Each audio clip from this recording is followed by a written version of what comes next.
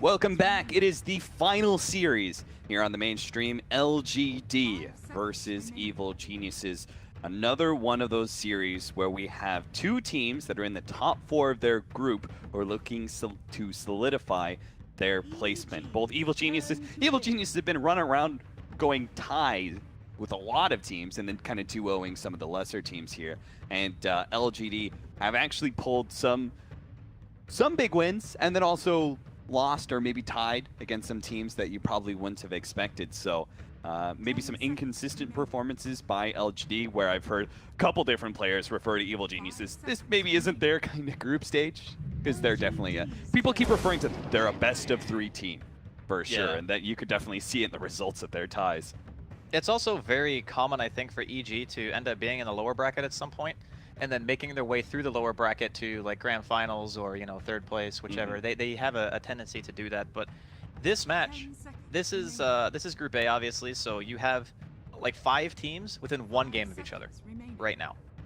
And I mean, among those teams, you have TNC, EG, IG Vitality, Empire, and Secret. I mean, it's like they all have a very similar, or sorry, not Secret, but the other teams have a very similar point value. So you can very easily see EG dropping down, or, you know, if they take this 2-0, they could, like you said, solidify their position in the top half of the group, because it is kind of getting to that crunch time. We have obviously last game of the day, and then tomorrow there's I believe 3 rounds of matches left, and then we're all done. Yeah. So very, very important to get a 2-0 in here if you can. Yeah, and LGD actually have a tough opponent after this. They have TNC, who are also in that top 4 position. So this is a series that really LGD could not afford to straight out lose. Right? I really feel like they need to pick up at least 1 game here to feel comfortable.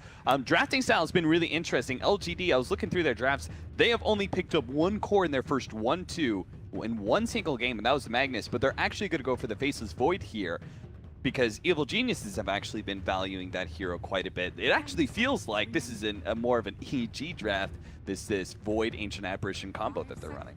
So I kind of want to build on what you're saying about the EG draft that LGD are currently picking. Is when you pick the Void, I think it's just taking it away from Evil Geniuses, because the hero is kind of coming back a little bit. Yep. And he's been showing a lot of strength throughout the TI7 group stages. It's a hero that we know historically Universe has played very well. You can put it mid. We've seen it in the past on the other streams, even just today. There have been a couple of mid Voids. So yeah, the enemy team picks up like a mid puck, and you're like, all right, we could switch that Void to a mid. No problem. Exactly.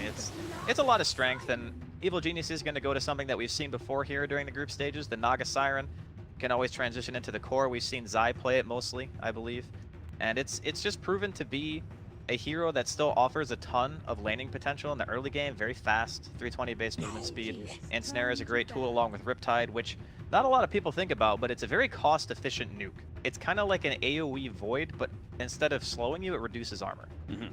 And that's it's all the more value. It's got an extra support, or maybe a core that can jump onto the hero and help you out. One thing that I would kind of, I think the biggest way to describe Evil Genius's drafting style for this group stage has been ambiguity. Yep. You know, they keep on picking up these heroes that can run in multiple situations, right? I think they've run Earthshaker in all 4 of the potential positions he can run into. They have been running this Naga Siren, which could potentially be a core, more likely support. Batrider can also be that support slash off lane mix, just depending on the situation. Void was another one that can run in different positions. It's like every single time you see an opener from Evil Geniuses, in the first 3 pickups, I feel like there is at least 2 or 3 different laning phase scenarios that are going to be possible for EG. They're just going to lock it down as they see more of the enemy team's draft. I think it kind of lends itself to be worried about what your own strategy is. You know, don't worry like a ton about what the enemy team is doing, because if you trap yourself into this thinking of, okay, where's this hero going, where's this hero going, and sometimes you can't see the forest through the trees, and you end up picking some draft that doesn't have enough synergy, and you kind of fall flat. I think we've seen a handful of those types of games during the group stages so far. But I believe the last time that we saw the Batrider and the Naga together, it was a dual support. At least when you and I cast it. Yeah. It was Crit, actually, on the Bat, and then it was Zai on the Naga Siren in that game. So curious to see if that's the path they're going to take here. The great thing about Bat is no matter what you do with him, he's going to get farm because he has Firefly. Like, that's probably the the biggest strength of the hero in general. So going into the second ban phase, you see the Lycan taken out. EG love that hero, obviously, play it a ton. It's shown a lot of strength in the group stage, I would say. Pretty solid win rate. Disruptor is one where I know that Crit plays it, but it's not one that I feel is a go-to for him necessarily. But after picking up the Night Stalker, it does kind of make sense. Yeah, the Night Stalker, I feel like both the Disruptor and especially that Lycan, those are definitely focus bans for them to be able to third pick up this Night Stalker. They needed a strong 4 position. I feel like Night Stalker is one of the best heroes to run against the Bat Rider, whether it's support or offlane, because you get such a gigantic vision advantage and inhibit the Bat Rider's vision. It makes it very hard for him to get a successful initiation. And that'll also cause a little bit of problems for the Naga Siren as well, because I really like the Naga Siren pickup for EG here. It's a direct counter to the Faceless Void and the Chronosphere, you know, just throw down that Song of Siren. He's oftentimes going to be so far in the back lines, he won't be caught by that Chronosphere. So he just kind of nullifies what a core is bringing to the team fight. I think that's always a great mindset to look at it and be like, if I can have a support that counters a core or anybody higher up in the net worth ladder, then that's a huge advantage for you. It's fantastic. Yeah, it's definitely one of those things where if you are playing a core Void and you're in this game, you are almost forced to either know that the Naga is not there or just have to chrono the Naga. Yeah. And it's not a very good feeling. So going a little bit further into the draft, we see the Nature's Prophet picked up. Probably going to be played by Universe, although we have seen it in different capacities. I think it's great when you have a hero like this who can fully abuse one of those kind of weak-ish laning supports as Ancient Apparition. He's not really known for his durability in the early lane. So I think that EG are going for more of the lane-dominant kind of pressure. All three of these heroes, you know, Naga's got great base armor. She has good harass. Bat Rider is pretty much the same in regards to being able to stay in his lane. Nature's Prophet falls under that category. There's just a lot of heroes that, even with a Night Stalker on your team, you're not really feeling like you can easily just win a lane, you know, because all these heroes are so good at just being alive and harassing and just being a nuisance. This is one hell of a combination they got going on. Chronosphere with an Ancient Apparition Ice Blast is already a killer. But now in team fights, they can also have Pugna sitting in the back lines. He can throw down a blast, give him time to lay down his ward, and probably most importantly, go for that life leech. Yeah, I love the Pugna resurgence. The hero is so good at just ending the game. Yeah. There are not really a lot of heroes in Dota where you can be in a 20-minute match and say, we can just go high ground, you know? Unless you're like 10 or 15k net worth ahead at that stage in the game, which is very uncommon. You have to like win all 3 lanes. It's just so annoying to play Bat Rider, like in a defensive capacity against Pugna when he's sieging against you, because he lays down that ward, and then you're obviously going to pop Firefly before you go for the initiation, but then you get pinged by the ward. That delays your initiation, gives a heads up to the enemy that you're looking for. Visage, though, for Evil Geniuses, feeling that safe lane Visage like we saw last time from EG? It's definitely possible. The hero is incredibly strong now with the change to the Gravekeeper's Cloak and allowing the birds to be just that much more tanky inside of the fights. I would even say in this game, it's pretty hard for them to kill birds, right?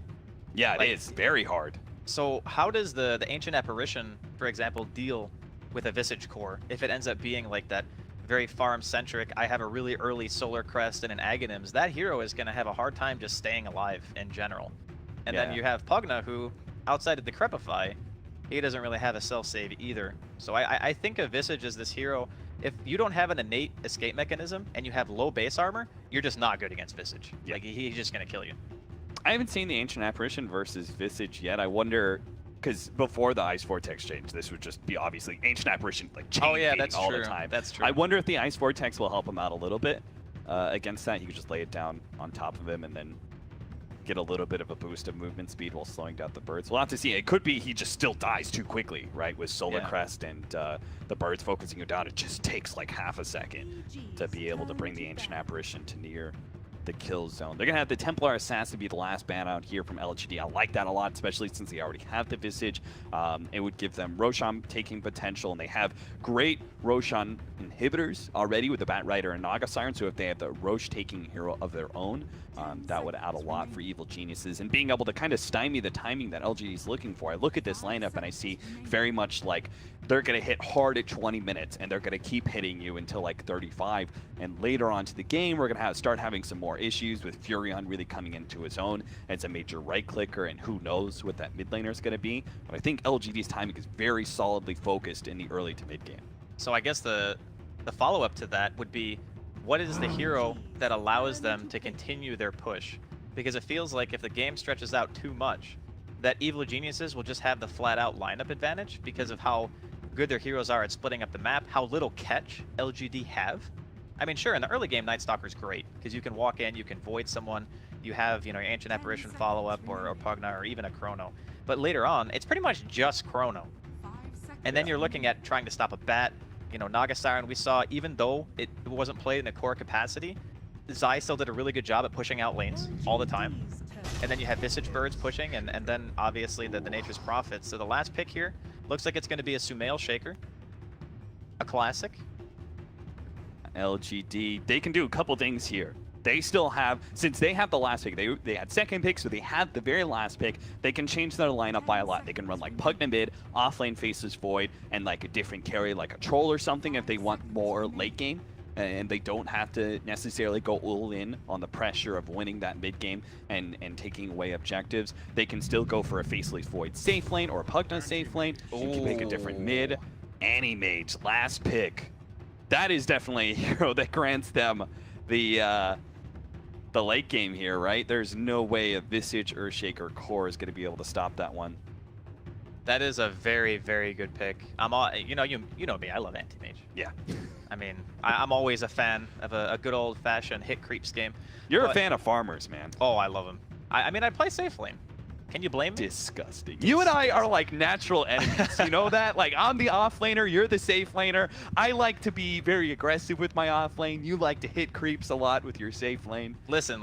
They've nerfed safe lane so many times. They removed Four-Man Shield from the side shop. You can't buy Slippers of Agility. Give me those sweet safe laner tears. They taste so good. Before they changed the shrines to be 5 minutes before you could use them, that 7.0 was the greatest patch ever for off laners. I was so sad. All I hear all the time with the safe laners at 7.0. This shrine is killing me. Off lane is better than safe lane. Oh, it's a great patch. Great patch, Icefrog. I loved it. You don't understand our pain. and then after that, I lost like 500 MMR. The classic. All right. LGD versus Evil Geniuses, our final series of the day here on this stream. We've got to Old 11 already TPing out, getting a good aggressive ward for him. A Void versus a Visage. That doesn't sound like the most fun matchup in the world if he has a little bit of support, but I'm sure he's still going to be able to get a decent amount of farm. We'll see where Victoria kind of ends up. Maybe he's going to be playing the mid Pugna up against Sumail's Earthshaker. I imagine that's going to be okay for the Earthshaker, right? Yeah, being I a think melee so. against the range, I don't think that's too terrible.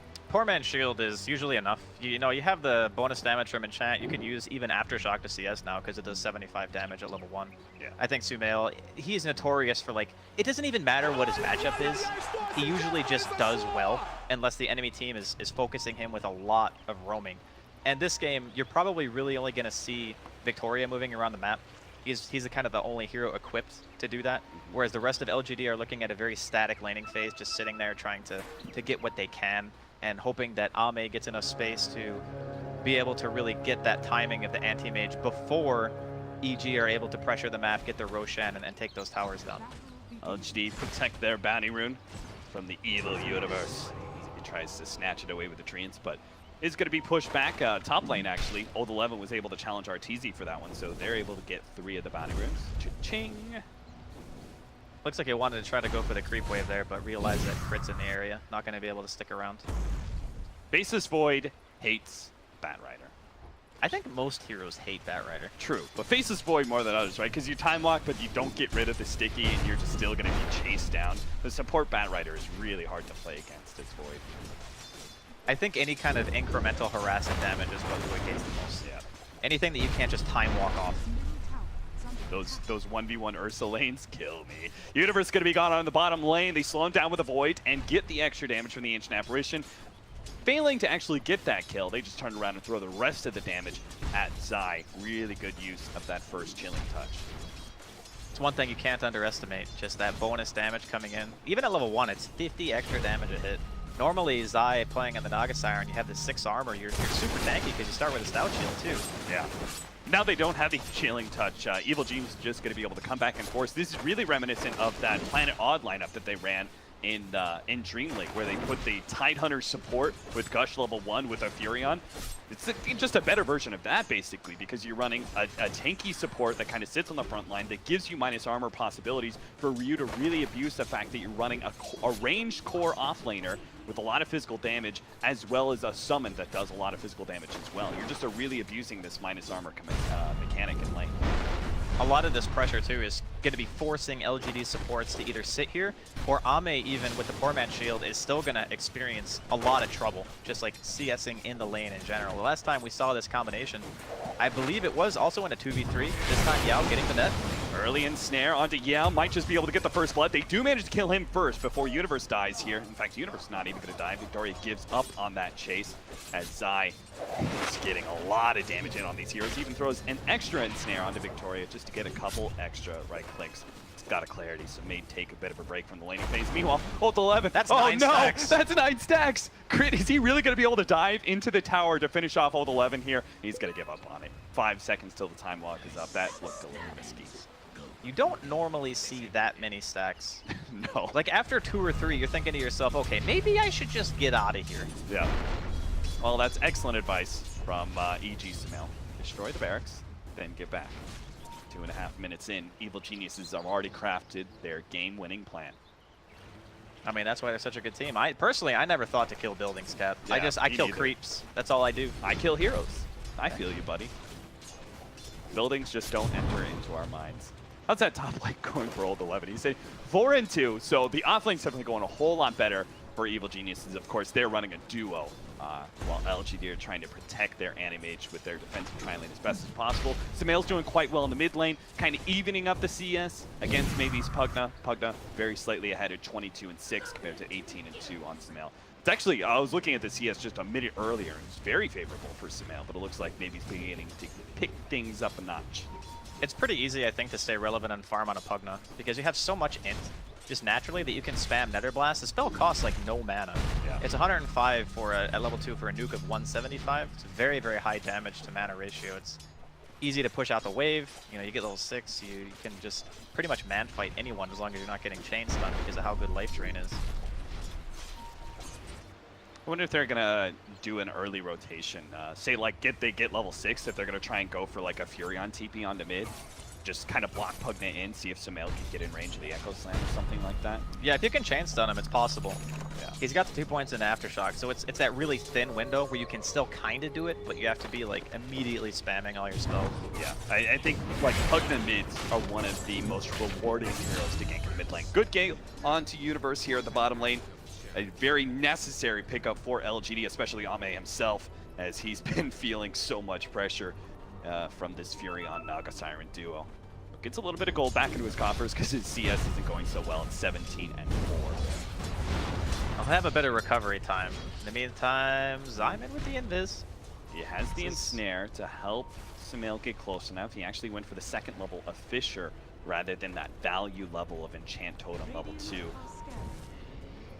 Crit has a gigantic stack up here, the hard camp stack, but ult 11 was actually able to chase him far enough away that he lost his sticky napalm stacks, and now he's got some a little bit extra help here. Victoria's coming in. It is nighttime as well.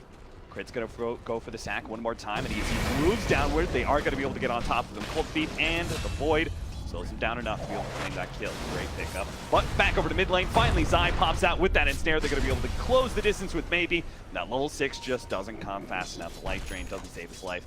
Maybe will die to Sumail.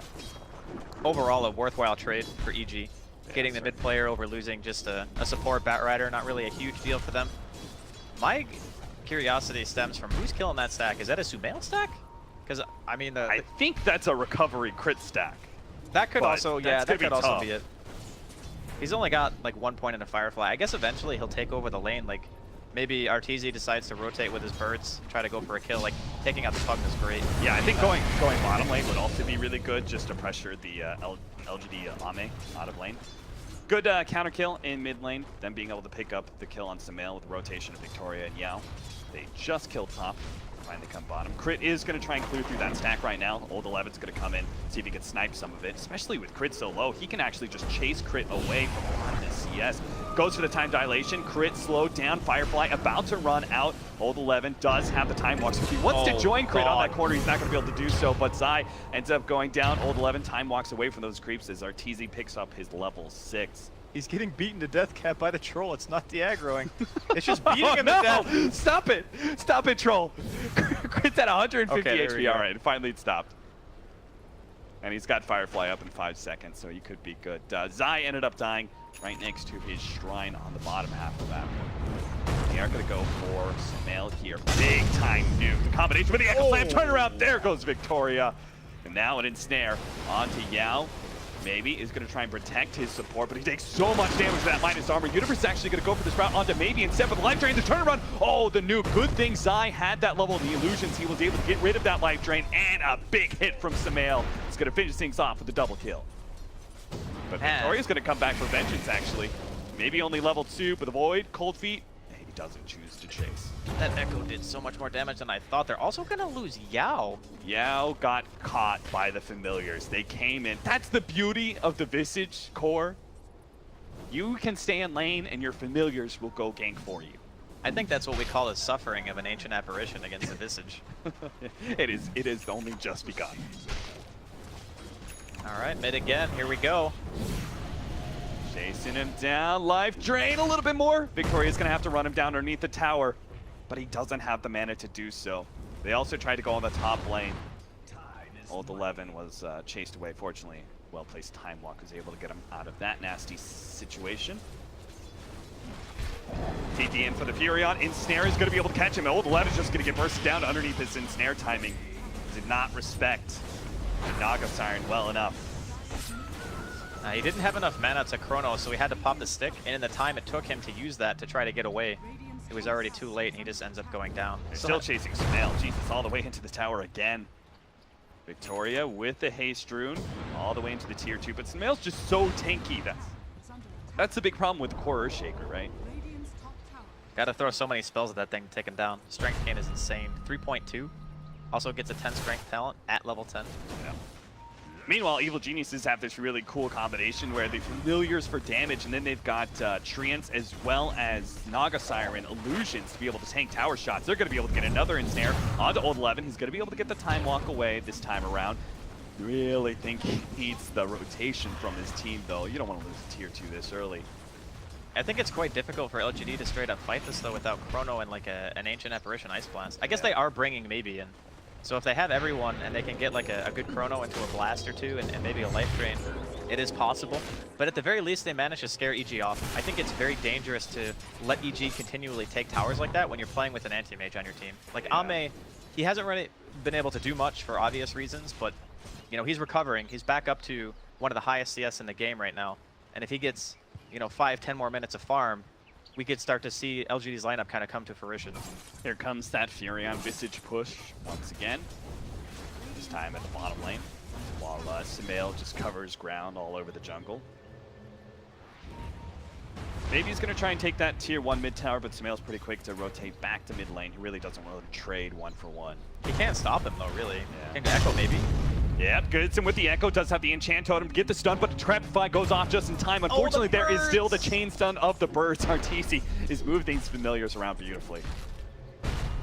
That was really nice movement. Having the phase boots there on Sumail secured that kill, like 100%. Yeah. Pugna's very fast, so if you don't kill him with like, in the stun duration, you're just not going to kill him at all. And the phase boots allowed him to close that gap after the fissure was cast to ensure that he could get the aftershock damage and the stun from the Echo. There's just too much from EG. These pushes, they're like throwing too much in the front lines, and LGD really don't have anything to be able to get there. Like, what do they do? Time Lock Chronosphere, but they don't even have the damage to follow that one up, really. Not yet anyway, with the Ancient Apparition still at level 4, 10.5 minutes in. Look at this army. That tome. It's just an army of creeps and like birds and trees and illusions, and you can't even look at that if you're LGD. Like, they're going to go for a trade. They get the tier 1. Sumail is in position, though, with his Invis rune to be able to catch these heroes, especially with... Oh, baby, are you just going to get comboed? Oh, God! Chandotum, it does so much damage now. They got the ensnare onto Old 11 as well, with the Familiars able to chase him down. Yeah, they're going to give up on it. Looks like EG just want to be able to take the mid tower. Nope, they're still kind of chasing to get the Familiar drop. No Fissure. Meanwhile, top lane, they do manage to kill crit. I mean, a kill's a kill for LGD at this point, Yeah, which is sure. great, but this is very, very difficult to stop what EG are doing once they kind of get into position. Until the Ice Blast is online, like, Yao needs level 6 so badly. Because they're essentially playing a 4 Protect 5, but their heroes just don't have damage because they have an Anti-Mage and a Void on the same team. Neither of these heroes contribute any damage whatsoever until they have items. So you're relying on your supports, and I guess your mid player in this case, on maybe to be able to supplement that. They could lose almost every single one of their outer towers before they have Battle Fury and Ame. Like Yeah, that's that. very scary. And this is what we were kind of talking about when we said before that Evil Geniuses, like, they're one of the few teams that's not actually playing greedier. In fact, they're playing a lot faster in this group stage than any iteration of Evil Geniuses I can think of. Okay, Sumail. Gonna be able to catch one here, almost blows up Ame, gets the... Oh, he was halfway through that blink animation, but the nuke strikes him down before he can get away. Our team's on a dominated streak. Now they're going to be able to get even more as Crit managed to get the combo onto Old 11, plus the birds dropping down the nuke. They just didn't have the damage this time around, but they can still kind of chase him with a sticky napalm. He turns around, gets out the time dilation, but here comes Sumail, and he's got the Echo Slam too. Fortunately, the silence goes down from Victoria. Really quick reaction from our Night Stalker. Does manage to save Old 11's life. I'm not sure if the Echo would have guaranteed that kill, because he would have only realistically gotten one more spell off, right? Yeah. And then he would have gotten silence, so probably okay that they didn't pop the Echo just to take down 11 right there. Still though, EG continually forcing these reactions. There is a Chrono and an Ice Blast now. The only other piece of the puzzle they need is to make sure that Maybe's in the area if they really want to contest this. It just doesn't seem possible. Shiu this low, Familiars zoning these enemies back. And that's the problem. When you have a lineup like this, we identified pretty quickly, like, they just do not have the heroes to deal with Familiars easily. These Familiars can just be up in your face constantly and just drop before you can actually kill them. Now, the Visage pick is coming huge here so far for EG. I think in game 2, you know, assuming that EG walk away from this with a win, that they're going to have to balance their lineup a little bit better, because right now it's kind of like this Pugna turned into some kind of last-ditch anti-mage pick to try to even the game up, and it really hasn't been working for them. Like, picking Void and anti-mage together means that the other 3 heroes in your team need to be able to create a tremendous amount of space or offer a ton of lane pressure, and so far it doesn't really seem like LGD have really been able to accomplish either of those things. Yeah. I think the Faceless Void Ancient Apparition opening also kind of signals that, right? Where if the laning phase goes bad, like, Void's not going to give you any damage in those first couple of rotations. And the Ancient Apparition will be far enough behind. He doesn't have Ice Blast. So it was definitely a weakness in their draft that they kind of exposed pretty early. It just kind of got exacerbated by the fact that they went for this last pick AM, which both you and I liked. It looks to be a good AM game if he can actually get to that point. And they're struggling to actually get the farm for him. He's trying to take this tier 1 tower to get the Battle Fury, but the high ground push is already coming from Evil Geniuses. Look at Arteezy, and these Treants and Familiars go. Already down to almost half HP on a tier 3 tower at 15 minutes. He's got the items to frontline as well. He's got the Hood of Defiance, he's got the Medallion, almost the full Solar Crest. Once he gets those, killing him is going to be just... I don't even know if they can. Okay, so this is the way the siege goes down from EG. They have Universe potentially and Arteezy hitting a tower, and then the way that you want to engage is you want to Chrono the frontline heroes, but you can't because there's a Naga Siren. Yep. So as soon as the song comes out, your form of initiation that is supposed to guarantee like this follow-up damage is just completely nullified because you won't be able to finish the tankiest hero on the team. Like 4 stacks of Gravekeeper's Cloak, a Hood and a Medallion, soon to be Solar Crest. There's just not enough damage. Yeah, if anything, that positioning is turned against you, right? You're going to be a little bit forward past the tower, trying to follow up on that Chronosphere. The song goes down. Next thing you know, you're in a bad position. in front of your tower, set up for a big Echo Slam or something from the Earthshaker.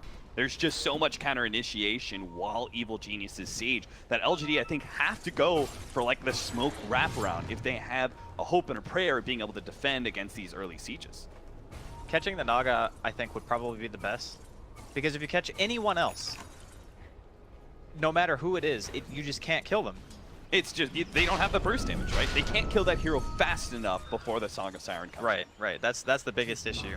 I mean, obviously, if they can hold their high ground for an extended period of time, Ame now with the Battle Fury, there's a good chance that they can kind of, I guess, split push their way back into the game over time. But it's not necessarily just about the Battle Fury timing that matters in this case. It's also about how fast can he get his Manta. Because the Manta could be a stage in where he forces EG to use their abilities suboptimally. And that's really what you need to do to kind of throw a wrench into their plan. Another push comes forward from Evil Geniuses. Sumail, he realizes a little bit far forward, so he starts backing away. Doesn't really get caught in the Chronosphere. And lets Arteezy do all the sieging. How are LGD going to be able to do this, especially since it's daytime? Because Victoria, I think one of the objectives of the Night Stalker in this matchup is to be able to get to that back line and silence the Naga Siren, or if you're going on the Naga Siren, silence the Earthshaker. But he just can't get over there. He pops the Darkness now, but the tier 3 is already gone, and Evil Geniuses are just going to back up, play on this high ground, and maybe just full on back, but they could just go in again if they really wanted to. I really like the, I don't want to call it abuse per se, but I like the way that Arteezy's using his birds. So obviously, you and I had a discussion about this on one of the other streams, but essentially the way the Gravekeeper's Cloak works for the birds is that it counts as if you have the same amount of stacks as the hero, which means that they're taking 80% less damage from all sources all the time. So when they're like blasting the birds and right-clicking them, they're just not taking any damage because Arteezy's not getting hit. No one's breaking through the Gravekeeper's Cloak because it takes a minimum of 50 damage to go through one charge. And the tower doesn't even hit him that hard. So it's like, how do you break through the defense of this hero? There's a lot of time that LGD need to buy, like creep cutting or getting across the map and split pushing to keep EG out of your base is really the only play that LGD have right now. It almost feels like LGD is going to be one of those games where losing Raxes is just more time for you, you know? It really is. It's just going to be like we know they're going to take that lane of Rax, which is normally an idea that you never want to enter into for your strategy, but this one it feels like they're going to take it. We're just about how much can we slow them down before they take that and go for the next one. They're currently trying to take Roshan right now. First one of the game. That'll be real easy. Yeah, especially with the Solar Crest and all the damage. This is probably just the high ground push as soon as this ends, or as soon as this dies, because the tier 3 bottom is exposed or dead, I guess. Coming in hot fast with the smoke. They're going to be able to jump onto Old 11. They'll get the chain stun. Will he have to use Echo Slam? Yeah, he'll blow it just to make sure. That just guarantees. Yao, get out of there, Yao. Ooh. That just guarantees that they can't fight. Yeah. Like, without Chrono, there's no chance. Looks like hero, take Roshan, Evil Geniuses. They're just very quickly checking all the boxes in the to-do list. The crazy thing about this game is Ame is still sitting atop the net worth, despite everything that's happening so far. Yeah. If EG, for whatever reason, blunder their push, there is an opportunity for LGD to come back into the game, for sure. The question is how, like with the way their pushes go, might have to hold that thought. Wow, they're really committing for this one, even though they don't have Echo Slam. Good silence. And Crit doesn't have Lasso. Good silence out. No, and the cold feet, plus maybe almost finish them off, and they do manage to get the last little bit of procs. Force staff forward, maybe trying to get away to Crepify for the extra damage, but it doesn't actually kill that Sumail Earthshaker, and the Ice Blast doesn't land, which might have just been able to finish him off, but no such luck. LGD will trade maybe's Pugna for the Bat Rider, and considering like the net worth lead by AM, there's not even that big of an overall net worth disparity. So that trade wasn't actually like, you know, when you're really far behind, you can actually kind of trade a 2 position for a 3 position, be okay with it. Yeah, just because the net worth discrepancy makes up for it. Yeah. This time it's not really the case. It's more about EG's lineup just is so difficult for LGD to handle with the tools that they currently have. Yeah. What they're lacking is items. That's what they need more than anything else because they do not have damage, whereas EG have the capability of an pushing Orchid this. already. Old 11. Chant Totem, and the Orchid will pop him. this is, well, I guess he has buyback. There is a chrono available. I was going to say that could just potentially be Rax since they have the Aegis anyway, and they can just casually walk down that bottom lane and just hit the tower, but you never know. Alright.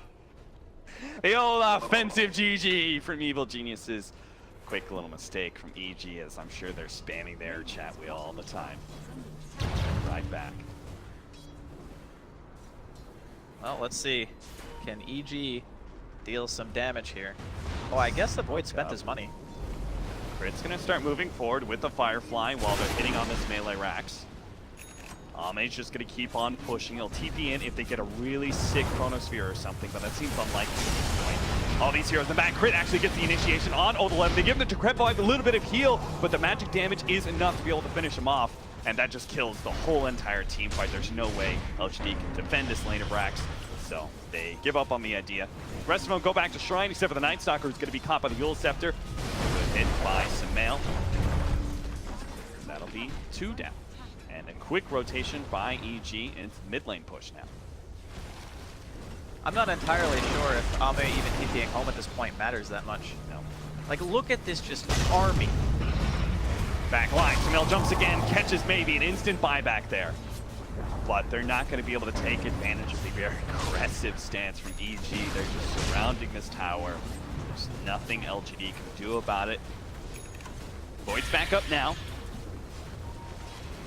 See if he can get the jump in. Chronosphere managed to catch 2 there, especially with Arteezy here way on the front lines. But there goes that Song of the Siren. Does manage to clip maybe at the edge of it too to stop that life drain. And now they're going to get on top of Baby as he's really far forward. Sumail goes for it, actually backs himself away with BKB. Animates, they're going to be able to take down Sumail. He goes for the next one. Looks for Zai. He's decrepified up. Old 11's in some serious trouble though. He time locked forward and instantly is jumped on by Arteezy and the Birds. Now with the drops onto Ame, they bring him lower and lower. He's going to have to blink himself backwards, but Victoria can keep on moving forward with the Ice Blast landing on multiple heroes. Maybe they can actually take down Arteezy as well. Maybe another nuke with the Ice Blast. They finally take him down.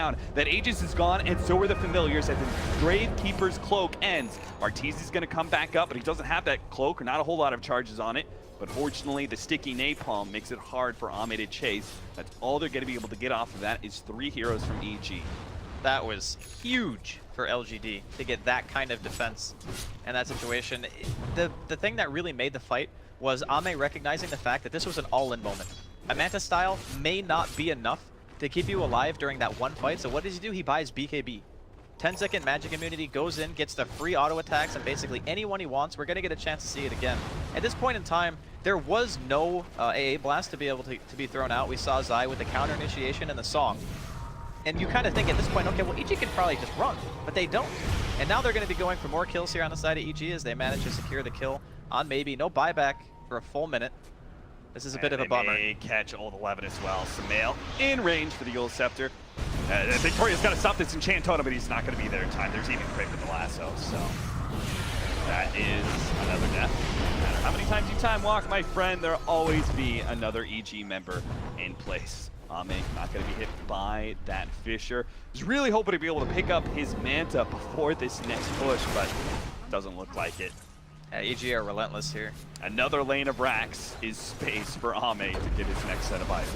It's so painful that they ended up losing the Void. He would have had Chrono for this. Yeah. Chrono just came off cooldown about a second ago. The BKB was up as well for Ame. There was potential for them to defend, but they went out of base and weren't expecting EG to be across the map that fast. End up losing 2 integral heroes for the base defense, and now there's a gigantic push coming in at top lane too. Yeah, that's 4 range creeps. That is pretty spooky. I don't know if EG want to try to force it too much. Yeah. What's the... Wait for... Well, Roshan's still a ways away. Yeah, I was just going to say that, but it's 2 minutes until we know when it's going to spawn, not just 2 minutes until it's going to be up, so... It does buy time for the anti-mage to finish up the Manta style. That means he won't have buyback, but at this point, you kind of need to not have buyback anyway. If you don't have every item in your inventory as the anti-mage right now to defend, then your buyback is meaningless because your team is most likely going to be dead. He's about to hit level 20. You get the 15% evasion, right? Yeah, I think so in this game. Yeah, for sure. A lot of the time you want stats, but against like the right-click damage, and because of the fact that he has such an early BKB, I feel like the evasion is just more useful. Yeah.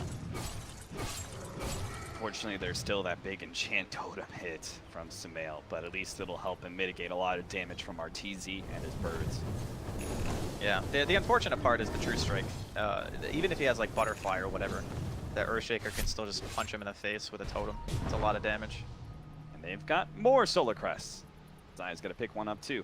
I like this move from Ame, scouting things out. Needs to be careful not to get spotted by the bird. Still 10 seconds on the TP. I like this because if he found the right hero with this Manta, he could actually get a quick pick, and that would really help open up the map for them. But he's not finding it. He's gonna have to give up.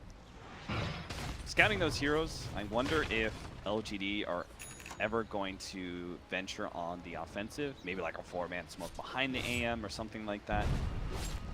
I think it's probably better to make EG use all of their stuff outside of base. Well, there goes the lasso, pull back, but Sumail's giving up on that real quickly. The darkness, Sumail is scared of the dark. Runs away from the night man. Were they just trying to force BKB, I guess? I guess so, maybe. I don't know, it didn't even look that... Well, the thing is, they had no vision, right? Like, EG had no vision of that, so when they go in and they don't see anyone else on the map, yeah, they're just thinking, okay, well, maybe there are people behind him. Best case scenario, we force a BKB charge. Because it still is a pretty big deal. Having a 9-second BKB for the base defense is going to be nice. I suppose, at this point, it's already been enough time to where EG can justify waiting for Roshan to spawn again.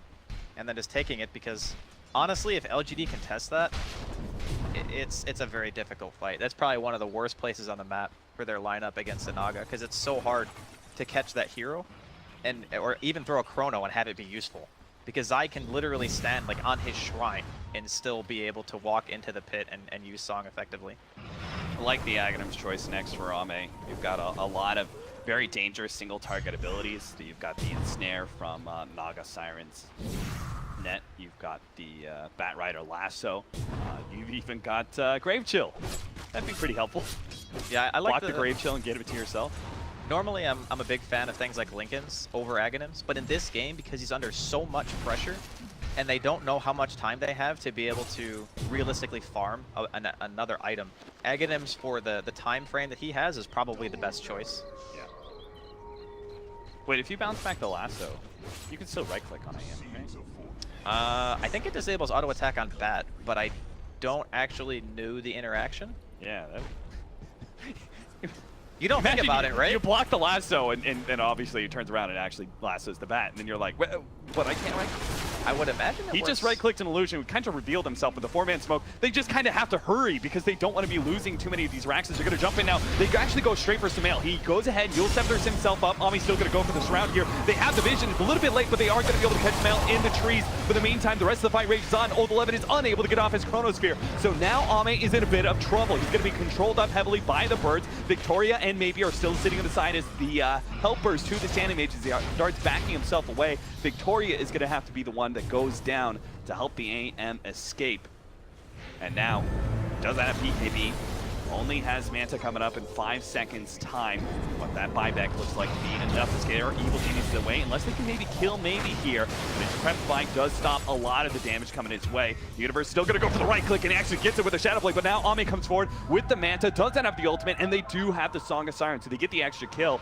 They can even, no, they're not gonna set up for the kill on Night Stalker. That'd be risky as hell, so they all TP away. A free pick on Maybe's Pugna, and they'll back up. That was an amazing fight for LGD. Like, sure, they lose some heroes, but they didn't even chrono. Like, they go in from the side, they catch Sumail right away, they took down Universe. At that point in the fight, you're already feeling like that's a victory, more or less. You know, you take away a lot of the trees. You're just trying to really buy this extra time so that, you know, after the Aghanims, you know, you get the Abyssal Blade at the Anti-Mage, maybe you eventually make your way to a Butterfly. Slowly but surely, even though EG has like this 10k net worth lead, if you keep taking successful fights and delaying and delaying, there is still a small chance for LGD to make their way back. Who is this born-again Draskell that I'm talking to? You looked at it as they were able to survive without the face of Chrono. They're going to be able to kill Universe here, so 1-for-1 trade of... Oh no! Sumail, what happened? He messed up the blink. Wasn't able to get off the Echo Slam, and now, well, Victoria's still definitely dead, but maybe he's going to be able to get a lot of damage on his eye. They're trying to finish him up so they don't have to worry about that Song of Siren. Not that he had it anyway. Ami's going to be able to take him out. Yao is going to be chased down by Familiars. Run, Yao, you run! Run away from the birds! Ami, he turns and fights. He pops his BKB. He actually still had that one. He could go for Sumail. He's out of mana, so his damage is not doing nearly enough, and the physical damage for the birds is too much. Ami tries to get away, but it's no! He couldn't blink out. The Familiars catch him first. The attacks are too fast. He does have a buyback.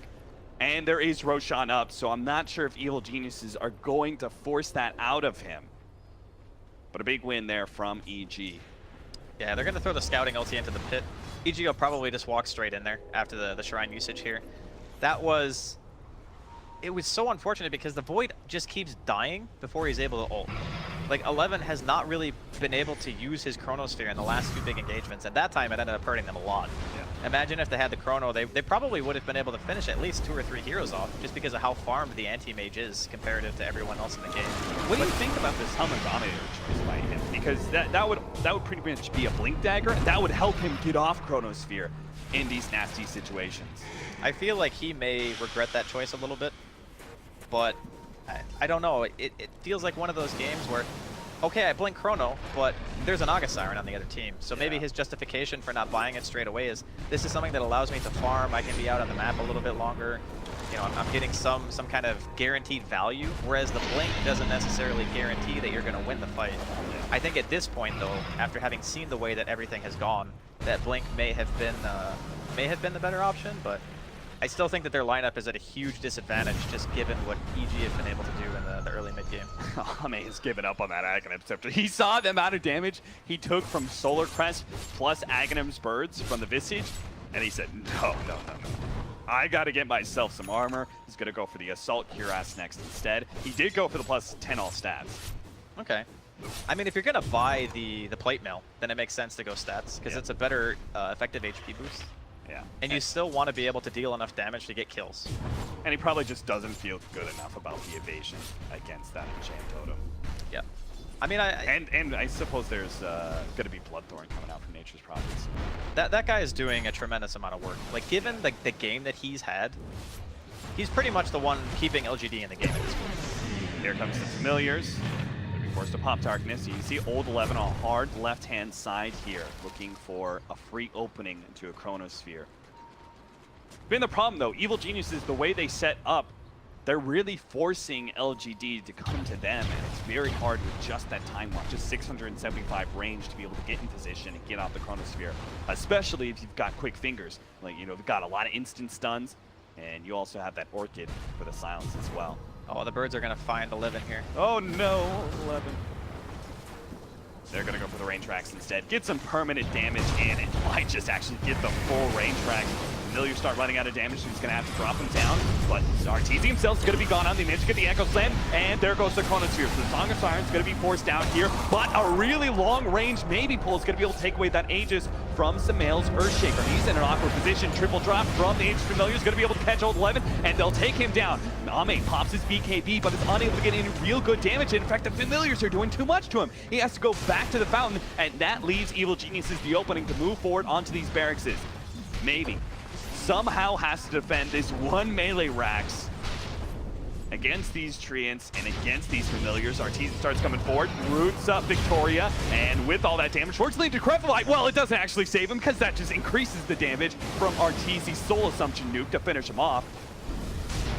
Illusions, Familiars, Ame has to find an opening, and he does get Universe, a big blast with the Ice Blast coming in, as long as it hit these heroes. Oh my god, he actually popped the cheese just before the Ice Blast clipped him, so Sumail goes up to full HP. Ame, at half, not feeling comfortable, moving forward, has to go back to the fountain once again, but it does look like LGD have held once again. It cost them a tier 3, it cost them a range Rax. They're sitting on one last building against Megas, but LGD are grinding out survival.